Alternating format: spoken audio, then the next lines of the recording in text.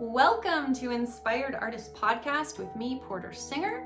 In this episode, I am speaking about new beginnings, new insights that I've had through my travels. I just got back from 2 weeks in New Zealand, which was an amazing transformational experience, which I'll get into.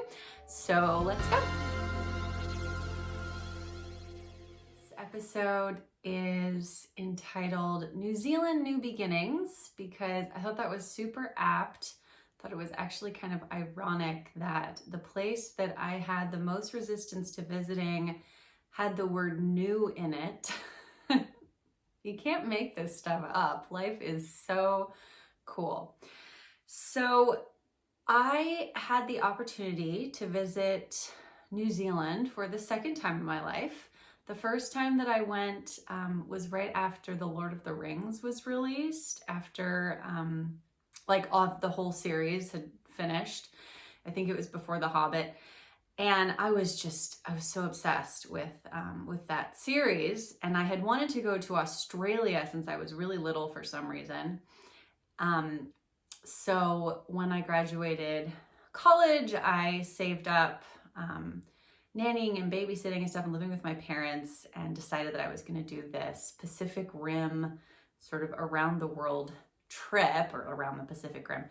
And I went to Japan and I went to Australia and I spent the most time in New Zealand because of The Lord of the Rings. But what happened when I got there was that I decided to stop taking my hypothyroid medication, and kind of based on something my dad had said, that like he had stopped taking it at some point because he had been diagnosed with hypothyroidism. And I had just been diagnosed with hypothyroidism before I left. I had been sleeping a ton and kind of feeling like really sad and depressed. And talking like 15 hours of sleep maybe, and like still feeling tired. So the medication did help, but I really didn't want to be dependent on medication. And it was really difficult for me to believe that I would have to be dependent on medication, that was like the only solution, but it was the only one that I could find. So anyway, in the middle of this New Zealand trip, I had the brilliant idea of stopping my medication. And what happened, you probably can guess, was that I went back to feeling really tired, and I happened to be in this setting where I was completely alone. I was meeting people, but I didn't have anybody that was like there to take care of me. And in this like just gorgeous setting, but the stillness of the scenery in New Zealand was just not what somebody who felt very still and slow inside needed. Or it actually was, but I'm getting to that. So, oh man, by the time I did the South Island, and it was also winter, so that added to the very slow stillness of this beautiful scenery. But I ended up being kind of angry at New Zealand, I think, and I didn't realize this, honestly, until I visited, until I went back, because I was like, this place is awesome. Why did I not? Oh, right. Because I was depressed. Well, that makes sense. So when my brother invited me to this wedding, I really was resistant to going. I didn't want to go, which was so weird because I love my brother and I definitely wanted to be there for his wedding, but I was really mad at him for choosing New Zealand. And like didn't, just like found I had every like complaint in the book as to why I didn't want to do this, even though I wanted to be there for his wedding. Anyway, I'm glad I made the decision to just go anyway, and my partner was really helpful in this.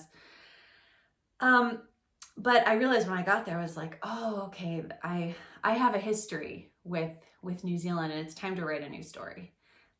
So I have a new story about New Zealand now, and what's so wonderful is that I truly believe that when we have these sort of contrasting experiences, like these things that we don't prefer happen to us, that we get this desire, we grow a desire, we have a question of like, how can I have the opposite? How can I, if like you experience depression, like how can I be joyful? These sorts, I think we just,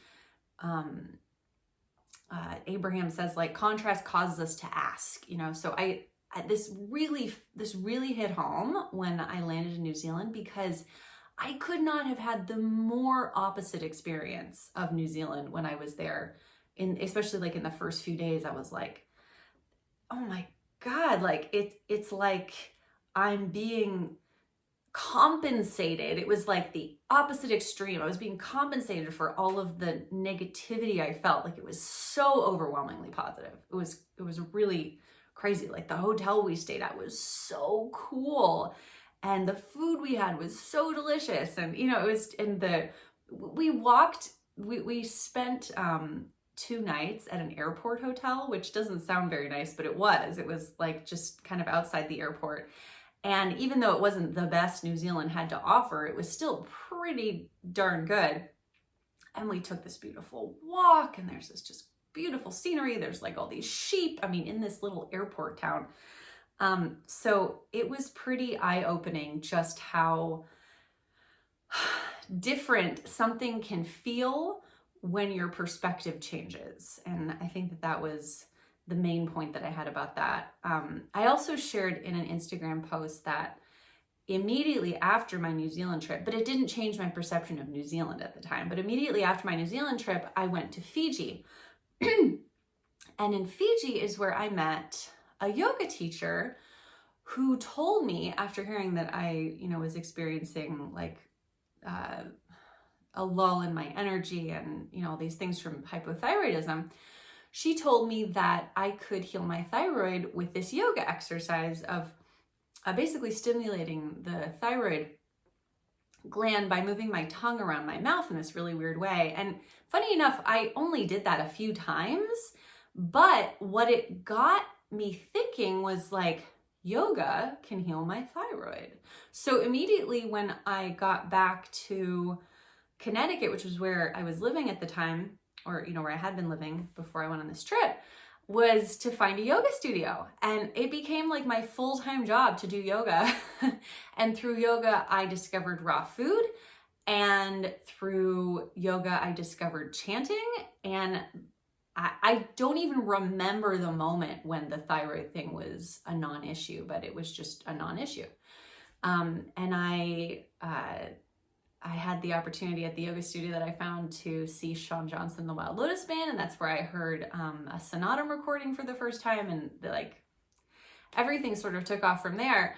So if I hadn't had this really difficult time in New Zealand, none of that would have happened. And that's also kind of the other part of this episode, because one of the other things that's really great, I think it's just really great about travel in general. Travel is so inspiring. And I am keenly aware that my podcast is about inspiration. And I think I don't say the word enough, which I think Jai-Jagdeesh made me aware of. She's like, oh, this is a podcast about inspiration, right? And I'm like, yeah, that is what I called this podcast, isn't it? But the inspiration that, and this is a pattern that I would like to shift in my, I have started to shift, actually. I should give myself more credit, but the pattern of finding inspiration through unwanted things or through challenges, or because that's not really a pattern that I would like to feed. I don't want to rely on challenges in order to find inspiration. I think that there is this trope of the what's the word, the miserable artist, who tortured, right? It's the tortured artist. Oh gosh, we have to do away with that. That's something that this project that I'm working on now with Mont's Songs of Eden for Nina and Edie's Inner Child Oracle deck, where we're writing all these positive affirmation songs. That's something that's changing for me. And that's what mantra did for me, honestly, was it gave me an inspiration that was not challenged, which is why I loved it so much. I think I gravitated towards it. And there's so many ways to do that, right? You can find inspiration in joy. But you have to train yourself for that, because if you're used to, as I have been, as I was, to finding inspiration in challenge only, then that becomes your pattern, and you require it. It becomes a necessity that you experience challenge, and the universe will provide that for you, because the universe is infinitely giving and wants to give you everything that you need, right? So as long as you need challenge, as long as you need torture, you will get your plenty. So yeah, that is definitely something that I am happy to be shifting in my life, because I don't need that. Yeah, I've done enough of that. So, but that's not to say that you cannot also, without being reliant on it, you cannot also use challenge in the moments that it comes up, but it doesn't have to be that extreme, to transmute that energy into something wonderful. And that was something that I experienced on this trip too, which I was so grateful for. I had this inspiration. There's that word again. I'm going to use it a ton now. You guys are gonna be using it too in your vocabulary more frequently. I had this inspiration to bring my travel harmonium, much to the dismay of my travel partner. He was like, "Are you kidding? You're bringing this now?" Because we like to travel light, and also the last 2 trips that we've been on have been weddings, so we've had to bring so much more than we would have liked to. So on top of all of the wedding, clothing that we had to bring, I added a harmonium. So anyway, but I was like, you know what? Don't even care what you think about this. This is my inspiration. And that's another thing that I am loving in my old and wise years. I shouldn't say old, maybe my mature and wise years, is the sort of, I don't really care what you think about this, because this was my intuition, and so I'm going to go with that. So yeah, I brought my beautiful little harmonium, and she got a little knocked around, so I have to do a little fixing, but I happened to have her, and I was having kind of a challenging day, and decided to start chanting a Shiva mantra. And for those of you who are familiar with music, I don't do a lot of Hindu mantras. I'm trying to think. I did I did a mantra with Monica, but that was more her song, Loka Samasta Sukhino Bhavantu, where I did a long time sun over it. And then I did a Hari Om, but I don't do a ton of Sanskrit mantras, or I haven't. I'm enjoying them.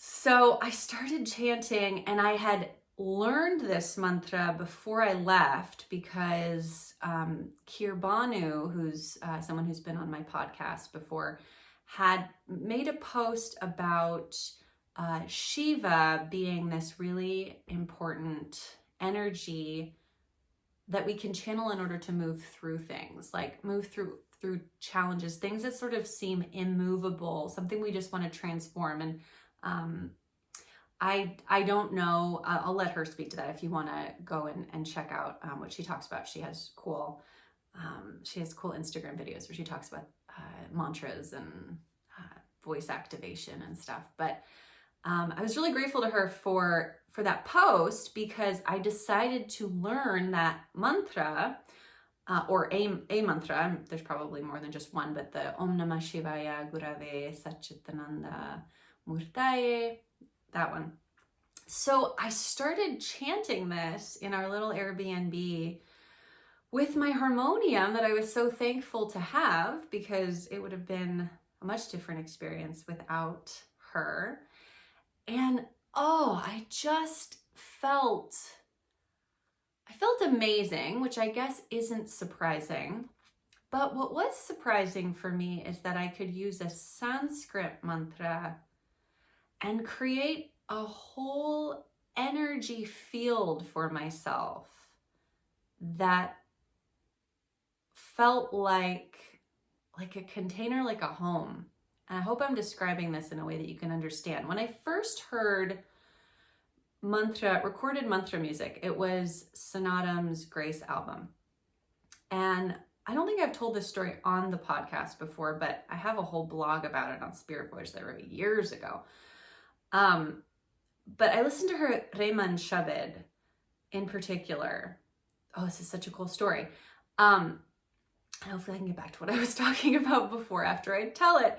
So I was talking about Shiva. I'll write that down. Okay. So I'm chanting the Shabad. I'm not really chanting because I don't know the words. I don't know what language it's in. I don't know what she's talking about. But it created an energy field that I wanted to be in. It was like when you feel drawn into like a garden or a person just lights up for you. It was like that. Like I wanted to know about this. And I didn't phrase it that specifically until I walked into the Golden Bridge in LA, in Hollywood, and they were playing the Reman Shabed, hers, and I realized that this building felt like the environment that I felt that song created, and that was where I wanted to live. Okay, not literally at the Golden Bridge, but like in that space. It felt peaceful. It felt accepting. This was my perception of it at the time, right? It felt loving. It felt communal. It felt vibrant. And these were things that I wanted to activate in myself. I'm thinking about this a lot more clearly now than I was then. At the time, it was just like, oh my gosh, this is, I want to follow you. Now I'm realizing this was what I wanted to create in myself. This was the home that I wanted in myself. I don't think I've ever expressed this actually like this to myself, but this was what I wanted to be. And as I was chanting this mantra, trying to overcome this challenging situation that I was perceiving, I created this space within myself, and I was able to make myself feel better without the conditions of what was upsetting me change at all. And when I was done, what I was upset about seemed so silly and didn't matter. And I can't even remember what I was upset about. I was watching this YouTuber talk about a post that she wrote that I really loved, and that this experience helped me understand on a deeper level, where she said, the first to apologize is the bravest, the first to forgive is the strongest, and the first to forget is the happiest. And right now in my life, my focus is on being the happiest that I can, whatever that means. I believe that, and I hope that this inspires you to fuel this journey if you're already on it, or start one if you're not. But I cannot be anything beneficial to anyone else if I have not tended to myself. If I am not in a good space, I can't provide a good space. So this chanting just kind of reignited that excitement for me about creating a positive vibrational space within myself in order to be for the world something that is of benefit. So that was really exciting, and that did feel like a new beginning, because being able to make myself feel better without the conditions changing. In other words, like, I think that so much of the time we can see ourselves as the victims of other people's poor behavior, or the other people's mean words, or other people's actions, or whatever. And I don't want to live that way anymore because it is painful to me, right? When I make somebody else responsible for how I feel, when I make their words make me feel something, and this was something that I have had a lot of trouble historically getting over, getting through this concept. I give the other person my power. I say, you have the power to make me feel something. You have the power to take away my peace. You have the power to ruin my day. And I don't want to give anyone that power. My power is here. My power is the space that I can create for myself, the vibrational space that I can create within myself, whether it's through chanting or whether it is through acknowledging the things that are going well in my life, whether it is through some other process. I went through some forgiveness process in Louise Hay's You Can Heal Your Life book, where she asks you to visualize somebody and like take your revenge on them, and then let it go. And that was super healing, so it's not always about like putting a smiley sticker on it. In fact, it's never about that. But it's about being able to find peace within yourself somehow. And when we make ourselves responsible for how we feel, when I make myself responsible for how I feel, then the power is mine and I can do something about it. So that was a really cool aspect of this trip and the new beginnings that New Zealand afforded me, which of course had nothing to do with New Zealand, but New Zealand gave me the opportunity to process this. Actually, I take that back. New Zealand is it's a new frontier, right? It was a new frontier for the British. It gave them the opportunity to create a new space. I think that maybe there is some sort of poetry in the fact that new is actually in the title of that country and what it has been historically, for some people and not others. But anyway, so that was one of the realizations that I had. And then the third ones, this is my last thing that I wanted to share because I felt like this might help you when dealing with maybe people or situations that you want to walk away from, but maybe are feeling a little bit of guilt about.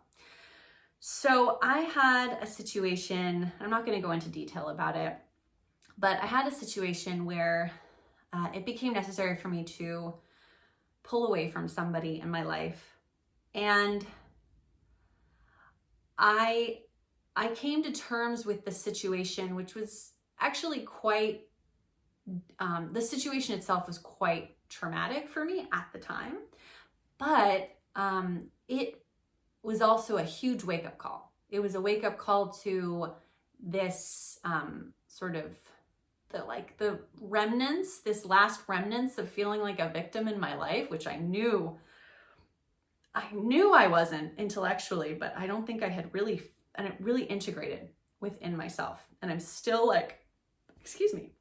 I'm still working on that, of course. I mean, I think we're always working on things, but I have reached such a deeper level of this understanding within my being that I'm so grateful for, and could not have happened without this quote unquote traumatic experience. And it became necessary for me, in order to deal with this experience, to separate myself from the people who were part of it. So in so doing, I grew a deeper understanding of the situation and how it happened and my part in it. I also slowly was able to feel more love for the people involved and to forgive them for their actions. But I still felt some guilt about not wanting to be around them, not reintroducing them into my life. And